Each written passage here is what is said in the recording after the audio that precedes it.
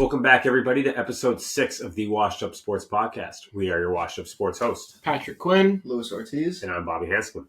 Today we'll be talking about the winners and losers of the NFL Draft, a preview of the UEFA Champions League semifinal matchup with our predictions, an update on the NBA playoffs, some random news in the sports world, and as always, we will conclude the show with washed up wagers along with a recap from Friday and a standings update. The 2024 NFL Draft is over now. 7 rounds, 257 picks. Very exciting 3 days for these guys. Their lives have just been made. Their dreams have just come true of being drafted. There are a ton of good picks, some really bad ones, and a lot of surprises. Starting with you, Bobby. Who had the strongest draft in your opinion? I honestly think it's the Minnesota Vikings. I know I said J.J. McCarthy's a bust or is going to be a bust, but I still think that with them taking him at 10 and not having to trade a haul for him, that was phenomenal. And he's now with one of arguably the best offenses in the NFL. Yeah. And with the addition of Aaron Jones, it's only going to help. And then for their other pick as well, their other first-round pick, they traded up to get him. But in my opinion, he was the best defensive player in this draft, being Dallas Turner. Yeah. So I think that they did great with what they did in the first round, and I just think they had a really good draft. I see J.J. McCarthy possibly being a next Josh Rosen. Really? I would probably agree with you on that. I like that. I like that comparison. I like that. But I do agree with you. I think the addition of Dallas Turner was huge because they let Daniil Hunter obviously walk in the offseason. He's now with Houston, so they obviously had to make a decision of who they were going to get as an edge rusher, somebody in free agency, or obviously the cheaper version of somebody in the draft. So I think that was a good pickup for them. Louis, what about you? Who was your winner of the draft? What team? Well, from our last episode, contrary to popular belief here, I actually have the Pats being my draft winner. Wow. You know, last year we could not score the ball. We needed that offense, and I feel like they went into the draft. They picked up a big trio with May, Polk, and Baker. Javon Baker is going to be unreal. He is going to be, I believe, the key to that offensive trio. Pats are just in this rebuild right now, but I see them making the playoffs within the next few years with this trio. So I don't know if either one of you guys knew this, but Javon Baker actually played. Like him and Drake May were both committed to Alabama at one point. Oh, really? So they actually practiced together and everything. So they have that connection already. So that might be huge for us. Early chemistry right there for them. That'll be good. Not going into it completely blind. He actually went on to talk about him, and he said when Drake May was committed, we'd always practice and throw around. He also went on to say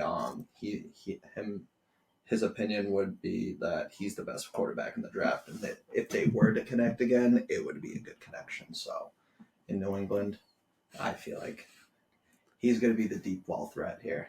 Yeah, as a New England fan, or to your point about New England having the strongest draft, I think most New England fans are going into the season not with the highest expectation. You know, I think their over-under for wins this year is like 4.5, 5 or something like that. So you got to think, you see those rookies that you drafted, hopefully they can get some playing time and they look good.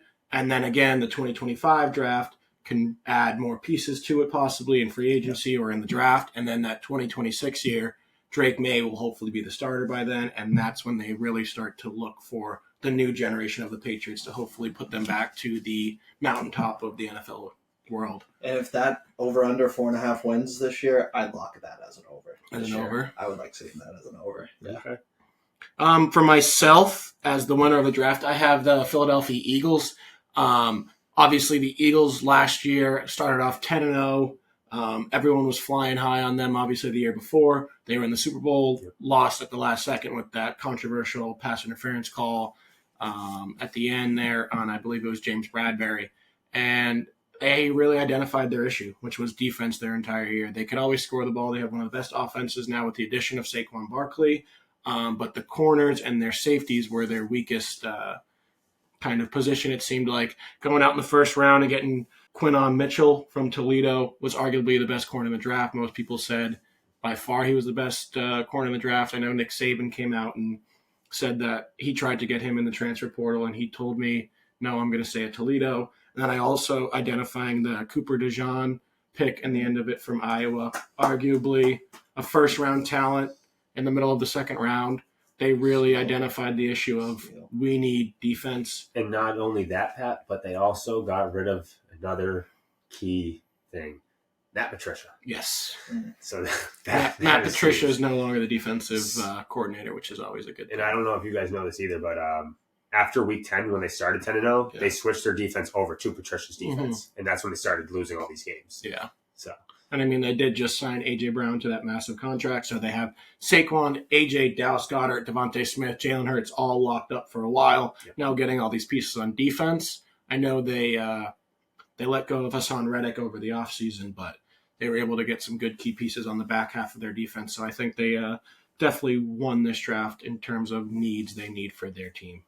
Yeah, now that we've gone over the winners of the draft, let's talk about who got it wrong.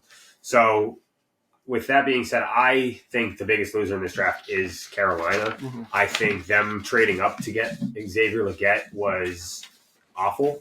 I think it was just straight out, flat out terrible. I mean, he's a fifth-year breakout player, which, I mean, when it does happen in college, they just don't pan out in the NFL. And he's never had over 170 yards in a single season until his final year at South Carolina, where he got 1,200 yards.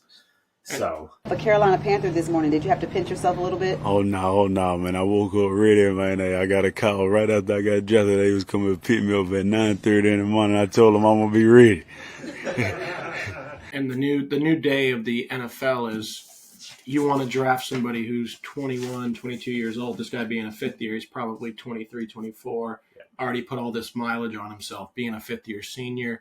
And then finally having a breakout year. Could it have just been the system that was really good, not playing the greatest teams, a good scheme. So it'll be interesting, especially going into Carolina where they need all the help they can get, and they don't really – can Bryce Young even get the ball to him? Yeah. You know what I mean? That's going to be the biggest question. And then also another thing to add on top of that is they took Jordan Brooks early in the second round. They traded back up in the second round to get him, where it's like you just signed Miles Sanders last year – and now you're going to go put in a draft a second round back, where it's like why? It's kind of reminds me of like last year with Zach Charbonnet going to Seattle and them having Ken Walker. Kenneth Walker. What's the point of that? So I don't know. I just think that those were just two picks that just they shouldn't have made.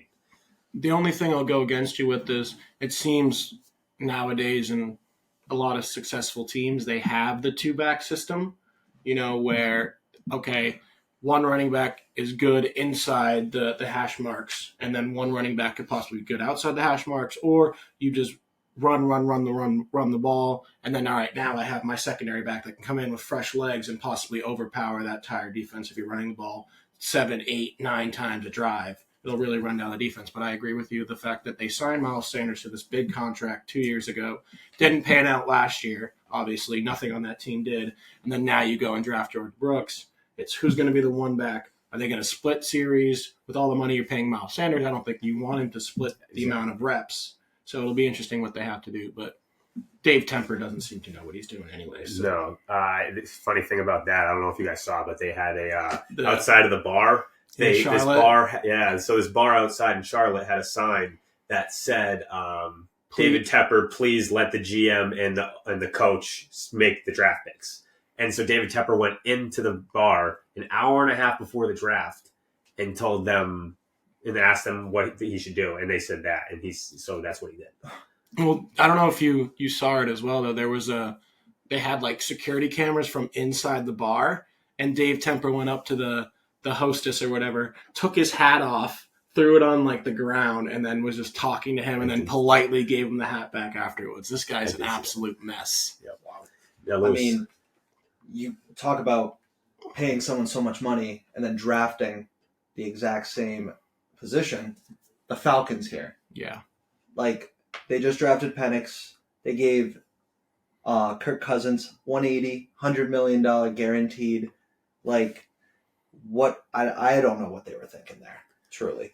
Bad game for Kirk, and Penix goes in, plays outstanding. Do they go with Penix now, having a $180 million quarterback on the sideline, or do they go back to Kirk? It's always that what if. I also saw that Kirk Cousins was a bit shocked by the decision for them to go and draft another quarterback. The majority of the world was shocked. Yeah, I think.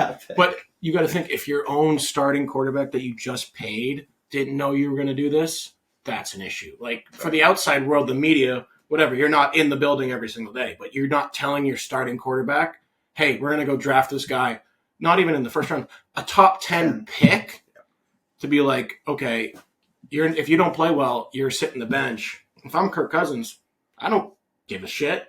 Yeah. You know, I'm making $100 million. If you don't want to play me, don't play me. I'm making all this money already. It's all guaranteed. So $90 million in the first 2 years. So what they'll probably do is just have him go 2 years. See you later. Here's Penix. Yeah. You think it's just like injury caution, I guess? But just coming off But Michael Penix is also injury caution too. He's had two knee surgeries, a shoulder. Like, the guy's also 24, 25 years old. You give him 2 or 3 years to follow behind Kirk Cousins. Now he's 28, becoming the starter. That's extremely late. Yeah. So I don't understand that decision at all, but we're not making those decisions. Yeah, it was kind of like that Aaron Rodgers year when they took when the Packers took Jordan Love. Well, it's also like the Jimmy Garoppolo situation where they drafted Jimmy Garoppolo to try and push Brady out the door, and then Brady's like, fuck this, no, I'm going to go win 3 more Super Bowls, and then I'm going to leave when I want to. So it's like... biggest on-him moment. Exactly. So it can really go 2 ways, it seems like. It can blow up in their face, or they can look like geniuses in 2 or 3 years because they made that right decision knowing Kirk's going to be on the way out after those 2 or 3 years that he could possibly have. And he is 36. Yeah, so. Exactly. Now, Pat, what do you have?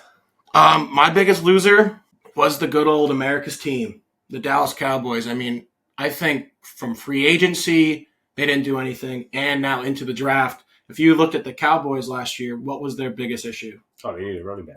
They needed a running back, and they needed defense. Yeah. You look at that Packers game, Packers walked all over them. 48 points or something like that they scored. They didn't have any – Dak Prescott didn't have any issues scoring. CeeDee Lamb is an absolute weapon. But they didn't identify the defense at all. They had 3 tackles drafted in this draft. Excuse me.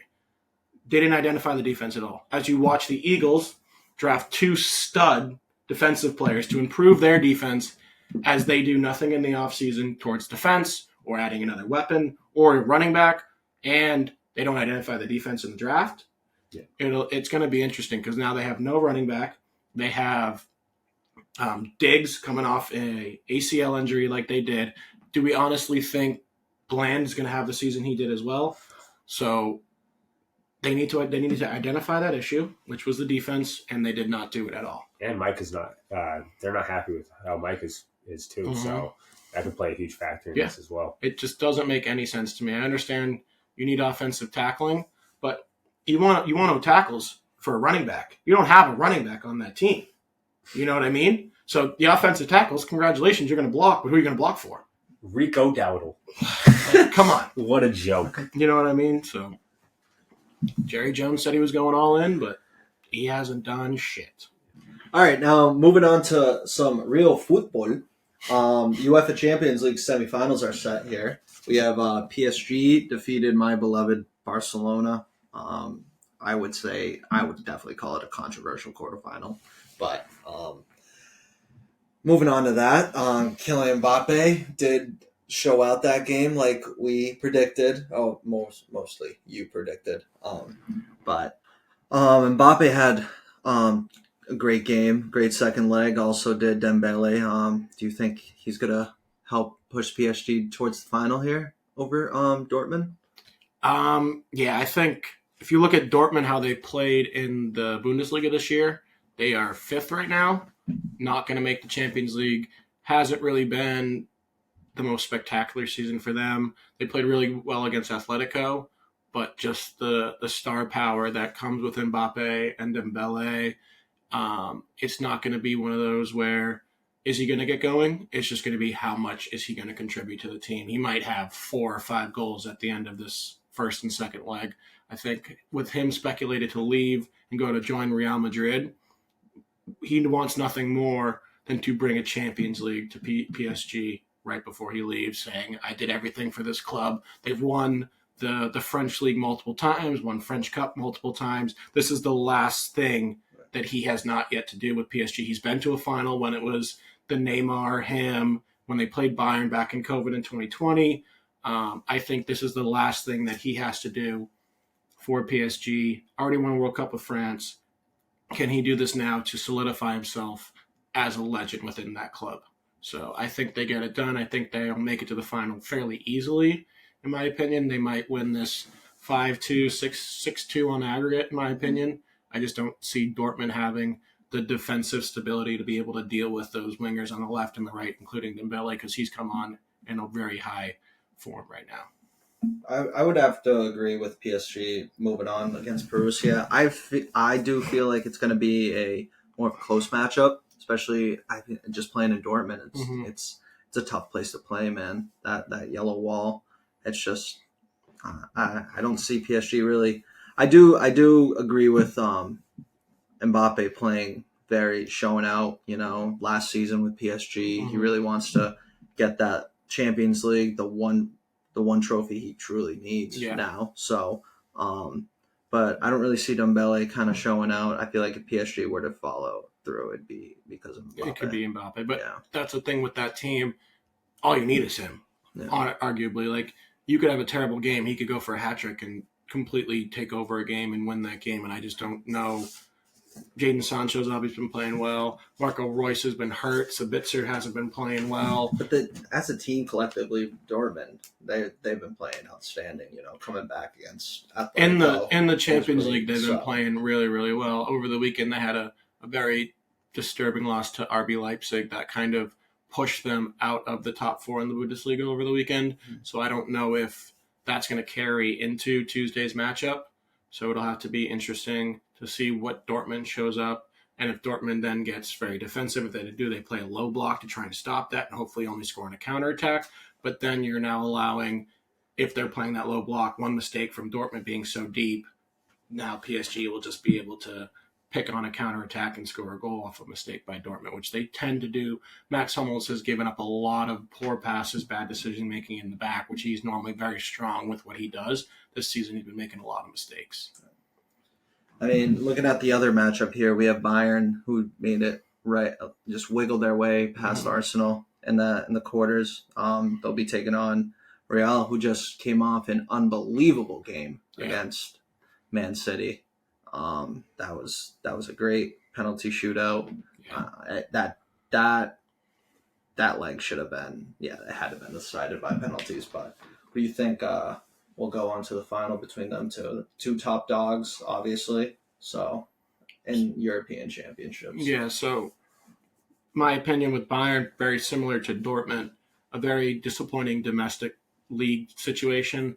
Obviously, Bayern Leverkusen has already clinched the Bundesliga. First time in, I think, 12, 13 years where Bayern has not won the Bundesliga, which is quite remarkable to go on that such a run, especially with the addition to Harry Kane. Like, their team got better. Will I ask you one thing? Is it the Kane curse? That they can't win trophies? That he can't win trophies wherever he goes. Just the situation with Bayern is a tough one because Tuchel has already said he's leaving at the end of the year, so they're going to need a new head coach. They're not going to win the Bundesliga this year, like I said. And now their last hope is, can we make this a successful season with hopefully lifting the Champions League? But I thought whoever got out of that, Man City, Real Madrid, I think we both picked Man City to get out of that, is going to go on and win the Champions League. The Real Madrid just knows what to do in the Champions League, won 13 Champions League trophies. There's just something about Real Madrid when it comes to Champions League. They're always going to be there at the end. Ready. They're always going to know what to do. And especially now that they're getting healthy again. Courtois was back in training. Militao's on the bench finally, which is huge, two huge pieces. Their starting goalkeeper and one of the best center backs in the world are finally coming back healthy. I just don't know if Bayern can deal with the new additions of a strong center back mixed up with Rudiger, and then now your stud goalkeeper finally back. Yeah, so it's going to be an interesting one. But I think that series will be tighter than the Dortmund PSG one. See, I would say that Real would just stomp Bayern. Yeah. I truly believe that that's going to be kind of a blowout on aggregate. So it looked like we both have Real and PSG in the final here. Yeah, I think it'll be very interesting because it's PSG back in a Champions League final. It's also at Real Madrid going for their 14th, and it's Mbappe's future team he's playing against in the Champions League final. Be very interesting to see how that goes about and what could possibly come about that game. There's also a lot of French players on Real Madrid when it comes to Tchouaméni, Camavinga, Mendy. There's a lot of French into that team, and it'll be interesting to see if he's going to get stuck in on tackles, if he's being aggressive, or he's like, yeah, I mean, I'm going to go to them next year. I'm going to make them even better. We're going to win it again after that. So it'll be interesting to see what kind of Mbappe shows up. And it's different than the semifinals where it's 2 legs. Yep. It's one game, neutral site. This year it's actually in Wembley in London. So it'll be very interesting to see how that final goes, which we both predict is going to be PSG Real Madrid. Yeah. So saying that becomes the final, the star power on those teams, where you got Vinicius and Rodrigo, the 2 Brazilians up top, and then you have now Jude Bellingham in his first season with Real Madrid, just playing absolutely unreal. The kid's only 21 years old. Possibly Ballon d'Or winner. In the conversation, 100%. And then you have Mbappe just being Mbappe for the last 4 years, looking at that team like, holy shit, I could be the striker on this team next year, and I'm going to prove that I deserve to be on this team. By beating them. By beating them or showing up in the final and maybe scoring 2 or 3 goals, causing havoc. Or is it going to be Real Madrid just has too much star power going forward, like we just talked about, where PSG defensively cannot deal with that? I feel like Real Madrid will just try to make a game plan just on Mbappe. Mm-hmm. Yeah. I feel like that's what they're going to do. That's going to be their entire game plan. Their game plan against Man City was just kind of park the bus, play their transitions, but Real is just too overpowered, man. Compared their front 3 against PSG's front 3 with Dembele, Mbappe, Koulibaly. Oh man, it's going to be such a fun final if that were to be the case. So that's where Real Madrid has that almost upper hand, you would say, because it's all right, you shut down Vinicius. All right, we got Jude and Rodrigo to go. You shut down Mbappe. I don't think they're scared of Dembele or Koulibaly to disrupt the game and change it and put it on its head like that. Right. So I think Real Madrid has that upper hand. You want to shut down this person? We'll go to this person. You want to shut down that person? We got 2 or 3 more that can make a difference, where PSG, you shut down Mbappe, like we said in that first leg against Barcelona. They shut down Mbappe. Nothing really else came about from that besides, one crappy goal from Dembele at the end, but Barcelona really dominated that first leg because they shut down Mbappe. All right, boys. Now let's jump back into the NBA playoffs with how exciting it's been. Let's start with the Celtics game. So the Celtics series. So they're up 2-1 right now, where they played like absolute dog shit in game 2. Do you think that they've changed their defense since then? You think that Joe Mazzulla has put an emphasis on that in the way they were closing out in game 2? I don't know if I necessarily think they changed their defense. I just think they looked at each other and were like, they're not going to score. They're not going to set a franchise record again of making 23 threes in a game. Like if you watch that Heat game yesterday, the Heat were getting open looks. Like Tyler Hero was getting open looks. Duncan Robinson was getting open looks. Even when Patty Mills, they were allowing them to shoot the basketball. They were like, go ahead and shoot. You're not going to make these. You're not going to score 23 threes again and set a franchise record. I think it was just one of those nights. I know even Charles Barkley talked about it on the TNT show before the game. He's like, the Heat just couldn't miss that one game. If that's what it's going to take to beat the Celtics in this series, then congratulations to the Heat. Like, that's how you're going to have to beat them. We're not going to change how we just play our game for you guys to go out and set franchise records for a game when you then can't back it up and do it multiple times in a row. Yeah, I mean, I said the same thing I was talking to some people earlier today about that, and it's like you have to set a franchise record just to beat this team. Like, that's how good this Celtics team is. You gotta be perfect. You literally gotta be perfect. Absolutely. And also, who wasn't perfect game 2? Kristaps. Yeah. That was huge for us. Yep. Minus 32 point differential. Yeah. That's insane. And then came out in obviously- game 3, and Yeah. he hit 2 threes to start Exactly. it. That was See? the I was gonna piggyback on what Lou was saying was they made a point of emphasis to get Kristaps going early, Yeah. where Jalen and Jason are gonna get their points. Where if you want to get Kristaps going early and make sure he's seeing the ball go to getting fouled, seeing the ball go into the hoop from the 3, from the foul line, putbacks, alley-oops, that kind of stuff, where he needs to see the ball go into the hoop, being not this playoff performer that he has, because I don't know if he's really had any playoff success in Washington when he was on the Wizards, where Tatum and Brown know what to do in the playoffs. All right, my shot's not falling right away. I'm not going to go away from it. I'm still going to get my looks, and they're going to eventually fall, where Kristaps, all right, can we get him going early, get him going, get some buckets in the hoop, get him playing good defense, and then everything else opens up for everybody else, because now, all right, Kristaps is stretching the floor. We got to deal with him at the 3s, at the foul line. We got to tuck in. That opens up shooters on the outside. Yeah. I'd like to announce Derek White as the Miami Heat killer, honestly. Because did anyone see his putback? Yes. After that Jalen Brown after the free throw, It it just gave me brought flashbacks so much- of It Game was 6. amazing. Yeah. It was Yeah. amazing, man. And he That's- also had a great game 3. Well, that's so. as we've watched Yes. the Celtics all year. None of us really expected the Celtics to role players, in a sense, to have a dud of a performance like they did.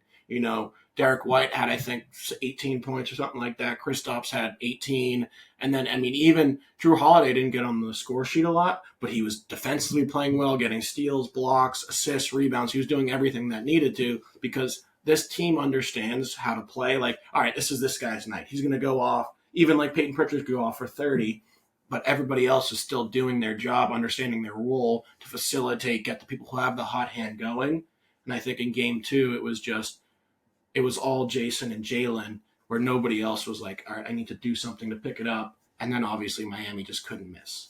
Yeah. Now into the 2-7 game. The Knicks currently lead the Sixers 3-1 after Jalen Brunson went absolutely bananas today with 47. Do you think the Sixers, though, are getting screwed, or do you think that the Knicks are just outright playing better?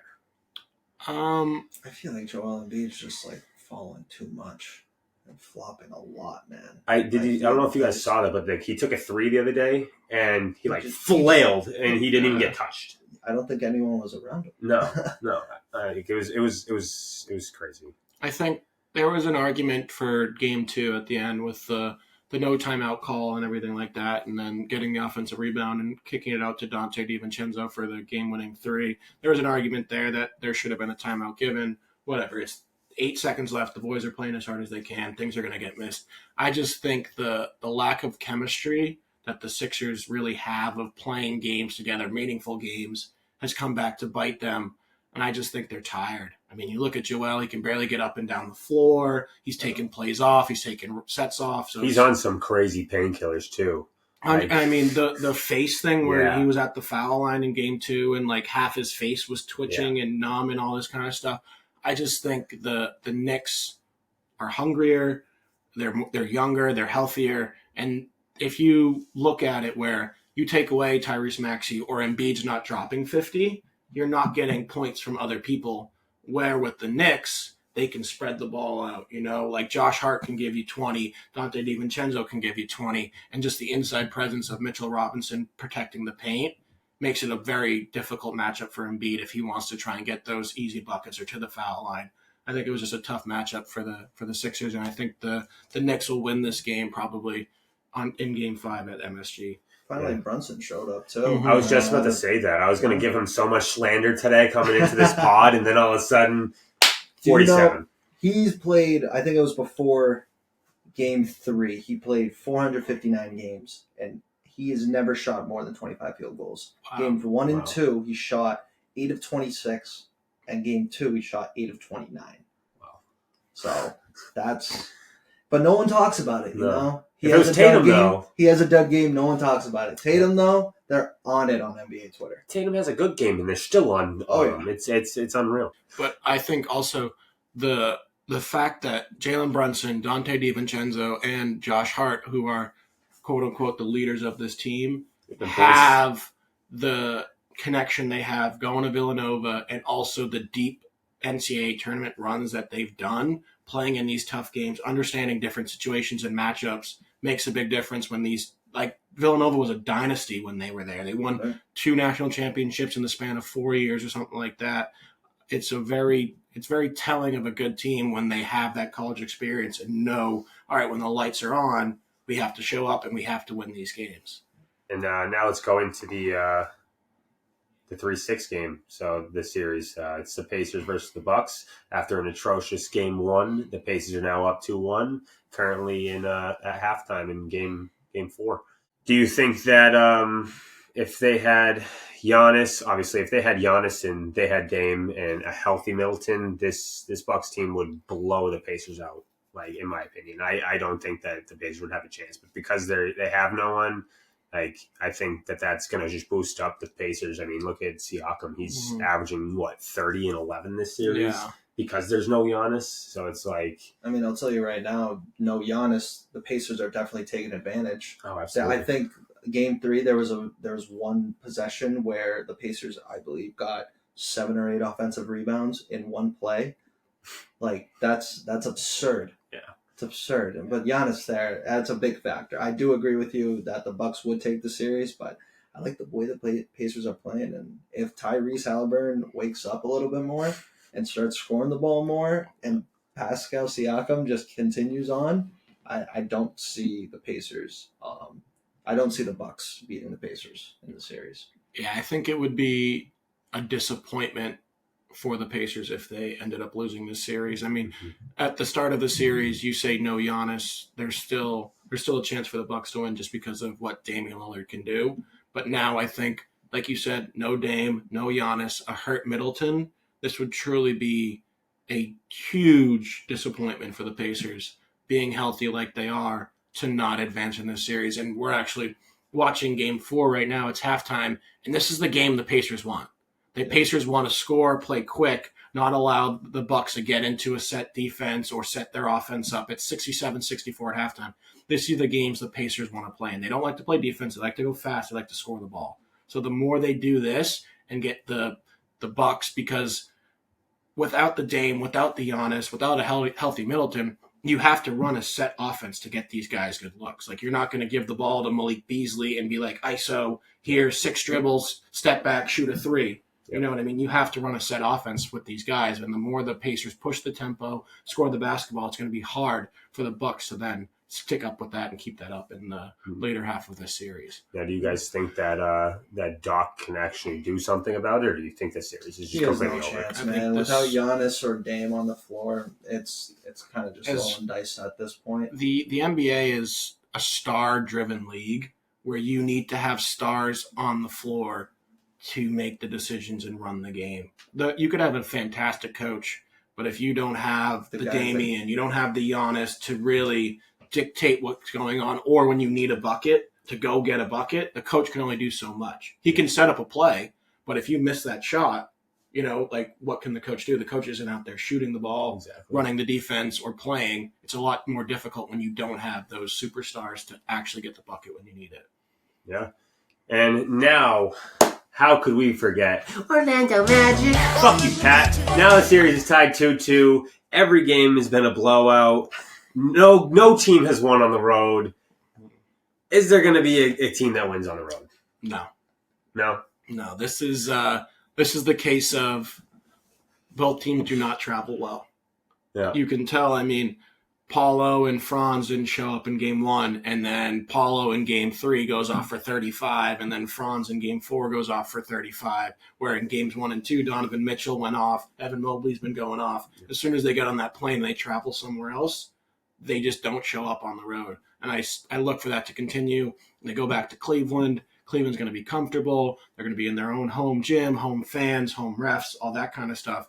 And then Donovan will get going again. Evan Mobley will get going again. And then they'll kind of restore the order of, all right, go ahead, beat us at home. We have 4 games at home. You only have 3. Camera right here, please. Magic in 6. Book it. What do you think, Lou?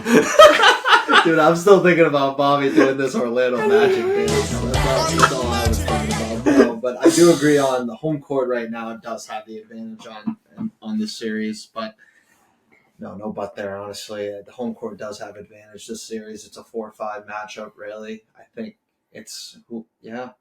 I like 7 games, Cavs. Well, I think that also goes back to the age of both of these teams. Yeah. Both of these teams are very young, inexperienced in the playoffs, so it's going to a hostile environment like it is on the road, doing the travel where if it was normally you'd play maybe one game on the road, but now it's you one game, you're off a day, you're staying in Orlando or you're staying in Cleveland. You have to prepare yourself for then a next game at the same location. It's a lot more difficult than would it be, all right, we play a team on the road, then we fly somewhere else, we play a team on the road, where you can't really think about that last game. Yep. Where here, you have to make adjustments to that last game, and it's really not showing for the road team so far in the series. Yeah. Now moving over to the Western Conference, the Thunder are up over the Pelicans 3-0. Do you guys think the Pelicans missed their chance in Game 1? And if they win Game 1, do you think that actually does anything for them in this series? Absolutely. Yeah, I feel like if the Pelicans won Game 1, they were taking the series. Probably go to 7, but if they're getting swept now, man, they just lost. They used up all their energy Game 1, and now they're just getting steamrolled by these young Thunder teams, so... Yeah, no, Zion definitely fucking kills too. So, well, yeah, I mean the matchup issue that Zion could possibly create because the Thunder aren't the most physical big team. Like Chet Holmgren's your 5. Imagine a Zion versus Chet Holmgren. That's what I mean. Yeah. Like just could absolutely body him, yeah. And I think the mindset of New Orleans would be so much different if they were able to steal Game 1 and now they kind of can set the tone on the series. Even if they lose Game 2, all right, series is tied, we're going back home, can win these 2 games, completely change the series around. Yeah. I think all the effort they put into Game 1, keeping it as close as they can, low scoring, very defensive game, then to lose the way they did, really just put a dagger in their hearts and kind of killed any chance and momentum they possibly had in the series. Yeah, I agree. So now the Lakers over the Nuggets. Lakers finally beat them after losing 11 straight. Do you guys think that the Lakers can make this a series? I know D'Angelo Russell's been extremely fucking inconsistent. I know you've said he's washed on previous podcasts. So 6 for 20 in Game 1, 0 for 7 in Game 3. But he went 8 for 15 with 21 points last night. So do you think he can actually do something for this team? Wait, if you call him washed, though, I'm betting on his over next game, though. I will say that. I mean, I called him washed, and then he had what? I think 7 he had a good 11 for 3? He had a good playing game. Good Game 2, Game 1, and Game 3, and Game 4. He wasn't the greatest, but I don't know. I think. How can you say in Game 4 he wasn't the greatest? He was 8 of 15. Still, that's not what he needs to do more for this team. That's still pretty damn good. He needs to do more. If this team wants a chance, he needs to do more. See, I disagree. I think that's exactly what they need. I think they need him to grab just 20 points. They have AD and Braun to go get them 30. Like they just need that third guy that can actually do something. Austin Reeves ain't gonna do it. I would tend to agree with you, but he can't do it consistently. That's the thing. You know what I mean? Like I think Game 4 was the biggest must-win for the Lakers. You can't go out 2 years in a row getting swept by the Nuggets in 4 games both times. Like, if anybody has a chance at the Lakers, it's the NBA, it's LeBron James, it's the Lakers. They want to make it interesting for ratings and views and everything like that. But I was just looking at the line. The Nuggets are -8 at home for Game 5. Truly, I think it should be more. Like the Nuggets, if you watch the Nuggets play, they don't get flustered. No, never. Every game in the series, they've been down at halftime or they've been down by double digits, and it just does not seem to matter. They just know, all right, Jamal Murray's going to have the ball. We're going to run high pick and roll with Jokic. Michael Porter, you're going to spread. Aaron Gordon, you're going to spread. Kadavius Caldwell-Pope, you're going to spread the ball. We're going to play a little 2-man game. Yep. They pinch. We kick it out. You guys make your shots. So it's like they're not flustered right now, right? Obviously, they want it to sweep. But they're not hitting the panic button anywhere. No. They're right where they want to be. They go back home for Game 5. They get it done. Series over. No worries. Stay healthy. Get some rest. I think before Game 4, Lakers led 138 minutes in the first 3 games. Yeah. While the Nuggets have only led 42. Yeah. They were down 0-3. Yeah. Like that's nuts. And it shows you that it doesn't matter. I mean, every minute matters. Yeah. So. And that's the difference. Kind of between, piggybacks on you saying that they don't get flustered. No. Like they've been down pretty much the entire series, but still come out winning. It's almost like they're playing a game of like cat and mouse. You know, like, all right, let's make this series interesting. All right, Mouse, you go run for a little while. We'll catch up to you eventually. We'll get you tired, and then once you're tired because you put so much effort into it, all right, now we're gonna catch you. Now we're gonna toy with you, and then we're just gonna put our teeth in you, and you're done. Yep. And that's gonna be. I believe that's gonna be Game 5. I Yeah. feel like 5 games, Nuggets will advance. I truly don't even know if the Lakers will have a lead in that game. I think the Nuggets from tip to final whistle will just absolutely cutthroat. You guys have no chance for being on the same court as us. Just pack your bags, go on vacation. You got one. Yeah. Have a great time. Now, I know this is crazy to say. Should Braun retire? I get like everything he's still at the top. Like honestly, he's still like at the top. What of his he's game, doing, but it's like you're not going to do anything else. You're not going to win another NBA championship. Like it's not going to happen. You already have the scoring record. Yeah. What else? Truly, what else do you need? Like he's got it all. The only thing keeping him going is the fact that he wants to play with his son and do all this stuff. Like, in my opinion, LeBron James cannot be your best player on a championship team. I agree. Anthony Davis, as good as he is, very injury prone, doesn't show up sometimes. You don't know what Anthony Davis you're going to get, but LeBron James is always going to be LeBron James. But LeBron James now cannot be the centerpiece for your team. Yeah. You know, he needs to be the number 2 where he can sit out a couple games, or if he only drops 15 to 16 points, it's not the end of the world. Yeah. Now, going on to the 3-6 series, the Timberwolves Suns. I know it was surprising to me. I thought the Suns were actually going to take this series, but I'm glad I did not pick them, thankfully. But yeah, do you think this is the third time that KD's technically had two stars on his team? Thunder being the first one, and now the Nets, and now the Suns. Well, and the Warriors. And the Warriors. It's 4 times. Yeah, you're right. I completely fucking missed I forgot about the Warriors. I don't know how. The argument with that is you go to the Nets, he's the number 1. You go to the Suns, he's the number 1. You go to Oklahoma City, he's the number 1. You go to the Warriors, he was not the number 1 on that team. That was Curry's team. You know what I mean? So he was kind of the number 2 in that situation, and it worked. But besides that, the Suns don't matter. Anthony Edwards is a fucking animal. It doesn't matter. Beast. Unreal. Yeah. That was him standing in a half, just going like this. Dude. It was unreal. Like that was unreal. He is him. Everybody. Anthony Edwards is him. It's not Himmy Butler. It's Anthony Himmons. It's very exciting to see because he's one of those old school ball players where they did an interview with him after the game 3, and he's like, I don't care who the hell I'm playing. I'm just trying to go out there and kill him.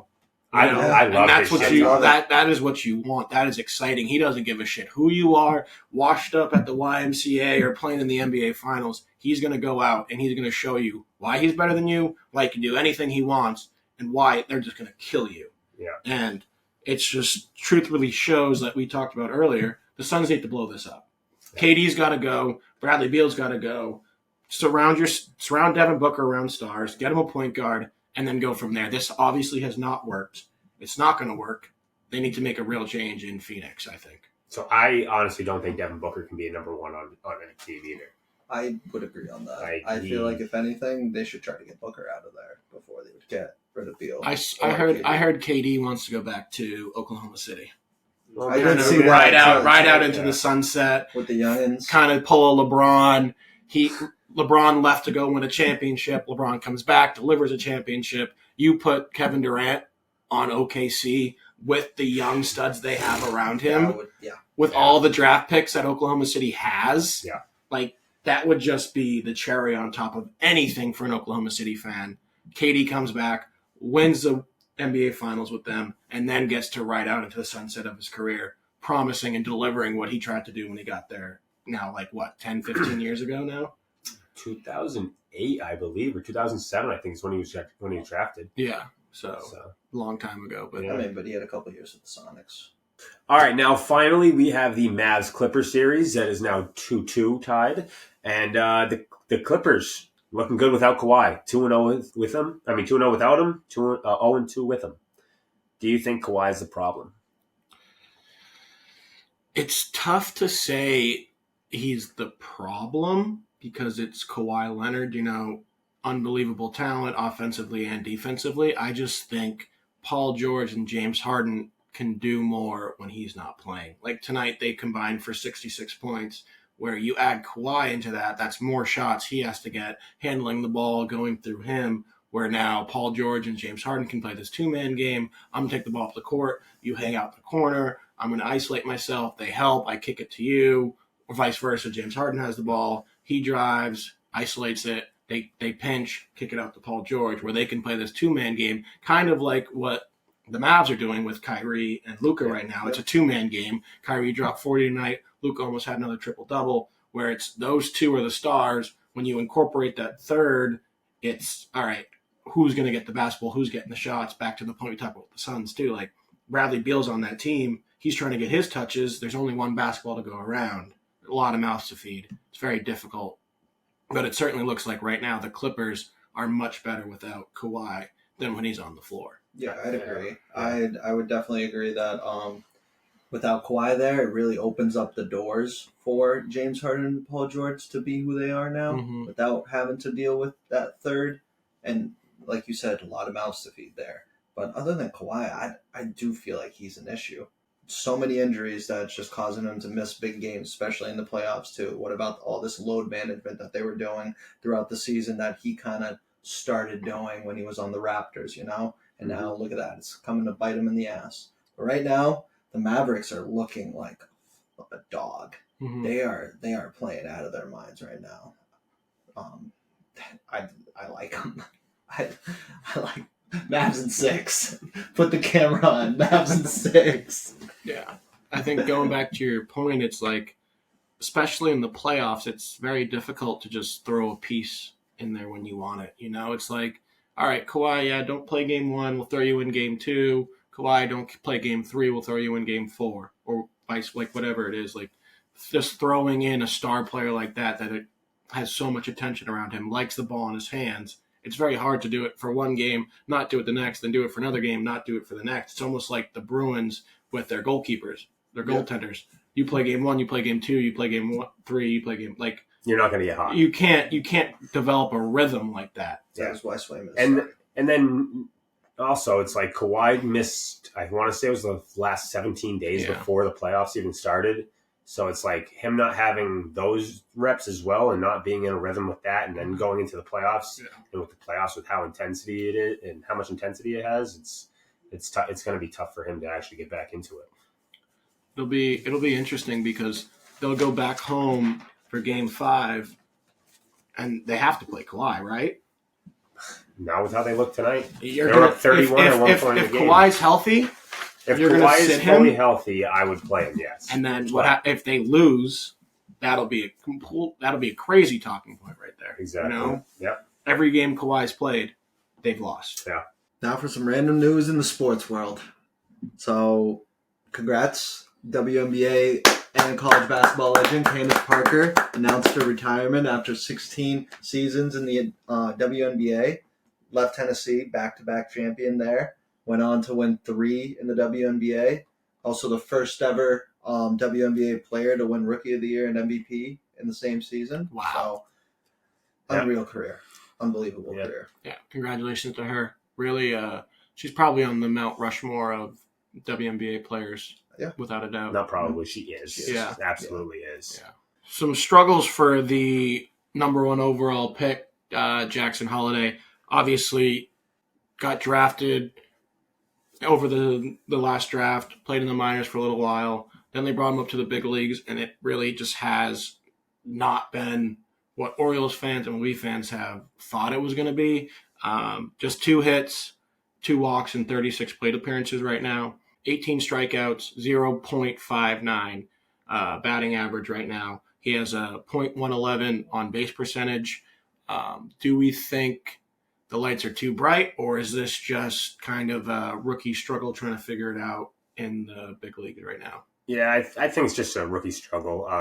Every rookie goes through it. I mean, him in the minors, I know you said he struck out 18 times. In the minors, he struck out 9, and he's had 50 at bats. Yeah. He's batting 300 in AAA with a 466 on base percentage. Like, I think he just has to figure it out. He'll get it going. It's just the pace of MLB compared to AAA is just a lot different. I think he'll eventually get it going, though. It's also my dad's Matt Holliday, the career he had. Matt Holliday had an unbelievable career, and then now you're like, okay, his son, he must be unreal. Also comes with the weight of the number 1 overall pick on a very competitive, very good Baltimore Orioles team that has high expectations this year. You just think bringing in this guy will be another stud to this team. I don't know how easy it is to transition from minor league baseball to MLB. It's a completely different animal, a lot faster pitches, a lot more movement on the pitches. So I agree with you. I think it's just the growing pains of transitioning from the minors to the majors, and what that takes and what that entails is going to be a lot more difficult for him. But I think he'll figure it out eventually. Yeah. Now, in other news, NCAA now has approved for unlimited amount of transfers if student athletes have good academics. What do you guys feel about that? I honestly fucking hate it. I can't stand it. It kind of honestly ruins the integrity of college basketball. Like, players just getting up and leaving after one season. I get like people could do that and go to the NBA, but now it's like you do that and then you go to another college. And then after 1 year, fuck this. I'm going to go to a different college now. Go to another one. It's like you're just going to be you can just hop around as much as you want, sticking with one team. And I hate it. Yeah, it's taking the pride of a university away from the sport. If you look at guys that played 20, even 10 years ago, they still have pride for their alma maters because they were there from freshman to senior year, or even like the Brotherhood of Duke, like those guys played, even if it was a year or two, they still have the pride for the Duke University. But nowadays it's, all right, coach didn't use me as well as I thought I could. I can be better. All right, this school's going to pay me X amount of money to come here. I'm going to go there, All right, this school didn't work out. Now this school's going to pay me. I'm going to go there. So it's almost like NFL or NBA free agency, and these coaches always talk about, Nick Saban talks about all the time, like, I'm the coach. I want to put a good thing on the field and win games, but at the same time, I'm developing these guys into young men that hopefully, even if it doesn't work out in the professional sports aspect, they will have a good head on their shoulders and do promising things in their lives. But now when you're flipping between coaches 3-4 times, maybe throughout your college career, there's no really familiarity and consistency of being held accountable. Yeah. Like the quarterback from Ohio State, after they lost the game against Michigan, he's like, fuck this. I'm not dealing with this pressure. I'm leaving. Yep. So it's like now there's no accountability for this guy. And now he just gets a clean slate, can do whatever he wants, and really is not taking that on the shins. Yeah, and playing at Syracuse in the ACC too, it's a very easy conference. It's a lot different than playing at the Big House in a meaningful game to have a chance to go to the Big Ten championship. And obviously now Michigan was the defending national champions. It's very different, especially for these young kids when they get out into the real world, because you got to be honest, majority of them will not make it to the league. Yeah. And all right, when they're out in the real world, I don't like my job. The boss is an asshole. I'm not getting the money I deserve. You can't just be like, I'm going to go somewhere. It's not as easy. You know what I mean? You can't just transfer jobs 4 or 5 times in a year. It's just not how the world works. And this is now showing these players, if you don't like the situation you're in, just leave and go somewhere else. Yep. And now quickly to just wrap up some random news in sports. This broke a couple hours ago, but Tank Dell was actually in a shooting, I believe, last night at a Florida nightclub. 1 of 10 people shot. Minor injuries, nothing serious, but just the fact that this can still happen and things like this go on. Does it say more of these NFL players need to be more careful of what they're doing? Or is it really just it's a free-for-all now with everything going on? You don't know where you're going to be and what's going to happen. Yeah, anything can happen at any point. So you can't really predict those things. Yeah. So it's like really wrong place. Wrong place, wrong time. Yeah. And it's also, everybody knows who you are. So you also have that almost target on your back where it's you might need to be a little bit more cautious, but at the same time, you deserve to go out and be able to live your life. But you also need to realize, I play in the NFL. I need to be sure my surroundings and who I'm with is 100% safe for my future, my family's future, the organization's future. Mm-hmm. So, but scary world. Yeah, seriously. Now, to wrap up episode 6, we have washed up wagers. Now, for a quick recap, we have Pat, who is now 9-5 after going 2-1 on last pod. His 2 wins were the Mavs beating the Clippers in Game 3 and the Texas Rangers beating the Cincinnati Reds on Friday.